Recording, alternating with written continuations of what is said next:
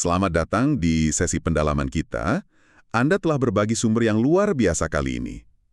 Kutipan dari buku The Incredible Human Journey. Betul. Ini kan kisah epik tentang gimana spesies kita, Homo sapiens, menyebar dari tanah kelahirannya di Afrika sampai ya ke setiap sudut planet ini. Kisah yang luar biasa. Tapi kita nggak akan sekedar menceritakan ulang perjalanannya. Misi kita kali ini lebih dalam. Gimana kita bisa tahu semua ini? Bagaimana para ilmuwan gitu ya bisa merekonstruksi perjalanan puluhan ribu tahun dari petunjuk-petunjuk yang kadang super kecil. Mari kita bongkar kotak peralatannya. Tepat sekali. Anggap saja ini kayak kisah detektif terbesar sepanjang masa. TKP-nya seluruh planet dan waktunya puluhan ribu tahun. Haha, oke. Petunjuknya bukan sidik jari, melainkan tulang belulang purba, serpihan perkakas batu, bahkan jejak samar yang ada di dalam DNA kita semua. Kita akan lihat gimana berbagai bidang ilmu ini, arkeologi, geologi, genetika, saling berbicara. Kadang cocok, kadang nggak ya? Nah betul, terkadang mereka sepakat dan gambarnya jadi jelas. Tapi yang lebih seru itu pas mereka saling bertentangan. Disitulah misteri sebenarnya dimulai. Oke. Mari kita mulai dengan perangkatnya. Di sumber Anda, ada satu hal yang langsung bikin saya penasaran. Bukan fosil, tapi inti laut dalam. Ah ya, Jujur aja, ini kedengarannya kayak fiksi ilmiah. Gimana caranya si lumpur dari dasar samudera bisa menceritakan tentang zaman es? ini emang terdengar ajaib, tapi kuncinya ada pada kimia, bukan sihir. Bayangkan dasar laut itu kayak perpustakaan sejarah, yang lapisan-lapisannya itu halaman buku. Oke. Di dalam lapisan lumpur itu, ada cangkang-cangkang super kecil dari makhluk bernama foraminifera. Nah, mereka ini merekam kondisi lautan saat mereka hidup. Merekam gimana maksudnya? Jadi gini, air laut itu terdiri dari dua jenis isotop oksigen. Ada O16 yang lebih ringan dan O18 yang lebih berat. Oke, ringan dan berat. Terus, apa bedanya? Saat zaman es tiba, suhu bumi kan turun drastis. Banyak air laut menguap dan jatuh sebagai salju, membentuk lapisan es raksasa. Proses penguapan ini lebih gampang mengangkat O16 yang lebih ringan. Aha. Artinya, banyak sekali O16 terperangkap di daratan dalam bentuk es. Akibatnya, lautan yang tersisa jadi lebih kaya akan O18 yang lebih berat. Foraminifera yang hidup di lautan berat ini kemudian membangun cangkangnya pakai isotop O18 tersebut. Aha. Jadi, dengan menganalisis cangkang kecil ini dari berbagai lapisan waktu, kita bisa tahu kapan lautan berat dan kapan ringan. Dengan kata lain, kapan zaman es datang dan pergi. Tepat sekali, kita bisa bikin grafik iklim masa lalu yang detil banget. Dan inilah yang jadi panggung untuk drama manusia. Kita jadi tahu kapan permukaan laut turun drastis sehingga jembatan darat terbuka. Atau sebaliknya, kapan periode hangat bikin gurun Sahara sempat menghijau dan bisa dilewati. Panggungnya sudah siap. Betul. Baik, panggungnya sudah ada, peta iklim kuno yang terus berubah, tapi panggung tanpa aktor utama kan sepi. Nah, jejak sang aktor, manusia, kita lacak dari mana? Sumber Anda menyoroti sesuatu yang jauh lebih kecil dari fosil, DNA mitokondria, atau mTMD, ya. Kenapa bagian super kecil dari kode genetik ini jadi krusial banget? Karena mTDA ini punya sifat yang unik dan sangat berguna bagi para detektif genetik. Beda sama DNA inti sel kita yang campur aduk 50-50 dari ayah dan ibu, mTDA ini spesial. Spesial gimana? Ia hanya diwariskan dari ibu ke semua anaknya, laki-laki dan perempuan, secara utuh. Ayah nggak nyumbang sama sekali. Jadi ini kayak nama keluarga genetik, tapi yang diturunkan tanpa henti hanya lewat garis perempuan. Persis. Bayangkan ini kayak jejak remah roti genetik yang sempurna. Karena nggak pernah diacak oleh DNA ayah, kita bisa mengikutinya mundur dari generasi ke generasi, menelusuri satu garis silsilah ibu yang tak terputus sampai jauh banget ke masa lalu. Luar biasa. Dan sesekali terjadi mutasi kecil yang bisa diprediksi, dan mutasi inilah yang berfungsi sebagai penanda waktu, kayak jam molekuler. Itu keren banget. Jadi, apa yang diungkapkan oleh jejak remah roti ini tentang perjalanan besar kita? Nah di sini nih faktor wow-nya muncul. Ketika para ahli genetika memetakan mTDA dari populasi di seluruh dunia, mereka nemu sesuatu yang mengejutkan. Apa itu? Semua orang di luar Afrika, tanpa kecuali, entah Anda orang Eropa, Asia, Australia, atau Amerika asli, ternyata adalah keturunan dari satu garis mTDA tunggal. Satu. Garis ini diberi nama L3. Dan garis L3 ini asalnya dari Afrika.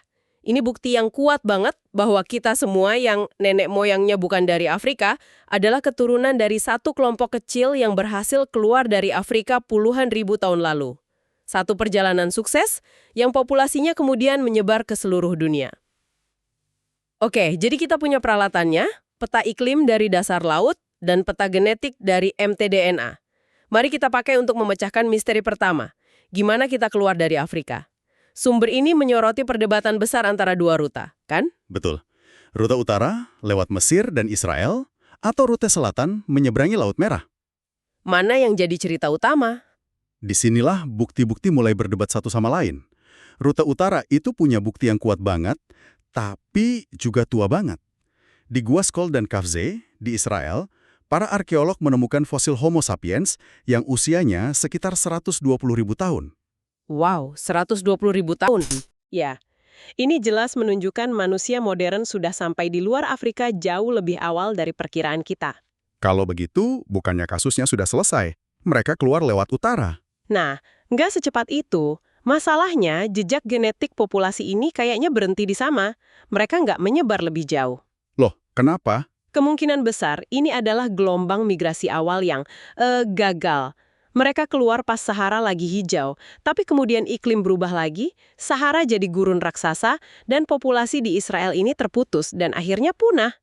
Jadi cuma sebuah babak pembuka, bukan cerita utamanya. Tepat, sebuah jalan buntu. Lalu gimana dengan rute selatan yang disebut rute ekspres pesisir itu? Nah, rute inilah yang didukung penuh oleh data mtDNA L3 tadi. Model ini menunjukkan adanya satu migrasi yang lebih baru dan jauh lebih sukses, antara 85.000 sampai 65.000 tahun lalu. Oke. Sebuah kelompok kecil menyeberangi ujung selatan Laut Merah, waktu itu laut lebih rendah jadi jaraknya cuma beberapa kilometer, dan mendarat di Jazirah Arab. Dari sana, mereka bergerak cepat menyusuri garis pantai, hidup dari sumber daya laut, terus menyusuri pantai Arabia, Persia, India, sampai Asia Tenggara. Tunggu dulu. Tepat di tengah rentang waktu migrasi itu, sekitar 74.000 tahun lalu, sumber ini menyebutkan sesuatu yang mengerikan. Letusan supervulkan Toba di Indonesia.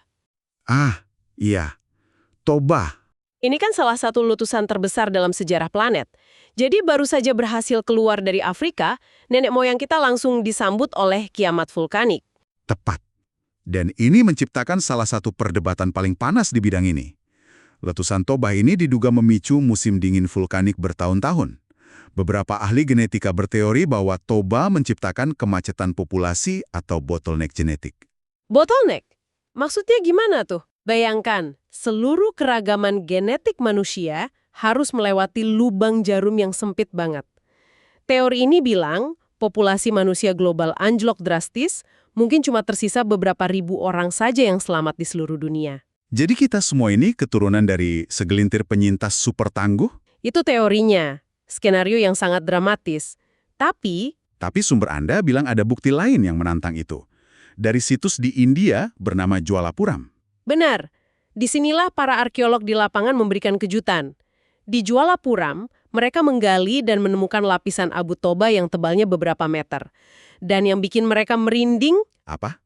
mereka menemukan perkakas batu buatan manusia modern yang gayanya mirip banget sama yang dibuat di Afrika masa itu, di lapisan tanah di bawah abu toba.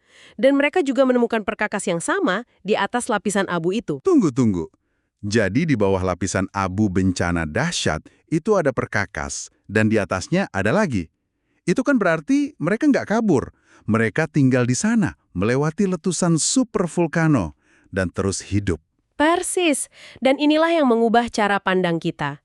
Ini menantang gagasan bahwa kita spesies yang rapuh dan hampir punah. Sebaliknya, ini menunjukkan ketangguhan yang luar biasa. Wow. Mungkin populasi mereka berkurang, hidup jadi sangat sulit, tapi mereka tidak musnah. Bahkan bencana sekelas Toba pun nggak bisa menghentikan laju ekspansi manusia sepenuhnya. Baik, jadi setelah melewati bencana vulkanik, perjalanan berlanjut. Saat leluhur kita akhirnya masuk ke Eropa dan Asia Barat, mereka menemukan bahwa mereka nggak sendirian. Betul, mereka ketemu sepupu mereka yang sudah lebih dulu tinggal di sana, Neanderthal. Pertanyaan klasiknya selalu sama, apakah kita memerangi mereka atau kita bercinta dengan mereka? Selama puluhan tahun, perdebatan itu cuma berdasarkan bentuk tengkorak. Tapi sekarang, dengan kemampuan kita baca DNA purba, gambarnya jadi jauh lebih jelas sekaligus rumit. Analisis awal mtDNA Neanderthal, seperti di sumber Anda, menunjukkan garis keturunan ibu kita dan mereka sudah pisah sekitar 600.000 tahun lalu. Berarti nggak ada kawin silang. Menurut data mtDNA awal begitu, tapi penelitian DNA inti sel yang lebih baru justru menunjukkan cerita sebaliknya. Oh, Ada sedikit DNA Neanderthal, sekitar 1-4% pada semua populasi non-Afrika modern. artinya ada perkawinan silang. Jadi kita nggak sepenuhnya menghabisi mereka. Benar, ada interaksi dan itu meninggalkan jejak genetik di dalam diri kita. Tapi mungkin pertanyaan yang lebih penting bukan apakah kita berinteraksi, tapi mengapa pada akhirnya hanya kita yang tersisa? Padahal Neanderthal lebih besar, lebih kuat, dan sudah beradaptasi dengan iklim dingin Eropa ratusan ribu tahun. Dan sumber ini tampaknya menunjuk pada satu perbedaan kunci, budaya dan simbolisme. Tepat sekali, sejauh yang kita tahu Neanderthal itu pengrajin perkakas yang sangat terampil, tapi mereka nggak pernah menghasilkan karya seni simbolis yang rumit, seperti yang tiba-tiba meledak di situs-situs Homo sapiens di Eropa. Contohnya apa? Kita menemukan patung-patung gading kecil yang diukir detail, suruling dari tulang burung, dan perhiasan dari cangkang kerang yang dibawa dari ratusan kilometer jauhnya. Jadi, ini bukan soal kekuatan fisik atau ukuran otak, tapi soal kemampuan berjejaring dan menciptakan budaya bersama. Seni dan perhiasan ini bukan sekedar hiasan, tapi semacam teknologi sosial. Itu gagasan yang sangat kuat. Perhiasan itu mungkin menandakan identitas kelompok. Seni di gua mungkin bagian dari ritual yang mengikat komunitas. Seruling itu tentang musik dan kohesi sosial. Kemampuan untuk menciptakan dan berbagi makna lewat simbol-simbol ini mungkin memungkinkan kita membentuk aliansi yang lebih besar. Jadi kita bisa bekerja sama dalam kelompok yang lebih besar. Betul, di tengah kerasnya zaman es, itu adalah keuntungan yang tak ternilai.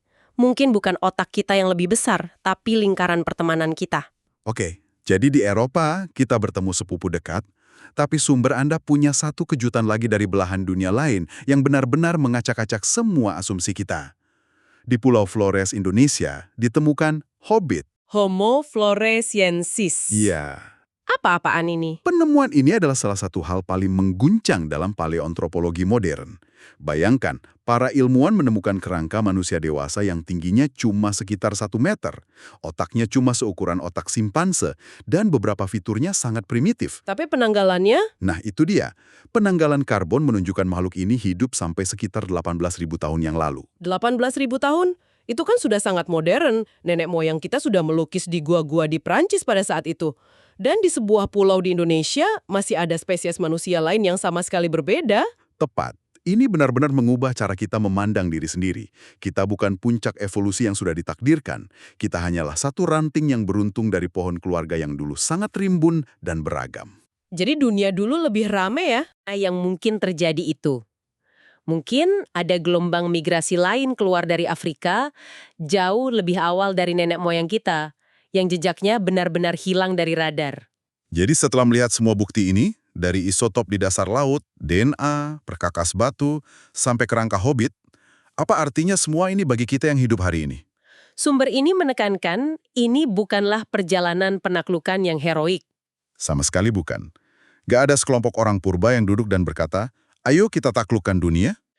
Pergerakan ini ya, penyebaran alami saja. Populasi bertambah, anak-anak cari wilayah baru, dan dalam ribuan generasi, tanpa disadari, mereka sudah menyebar ke seluruh benua. Mereka cuma manusia biasa seperti kita, yang mencoba bertahan hidup. Betul.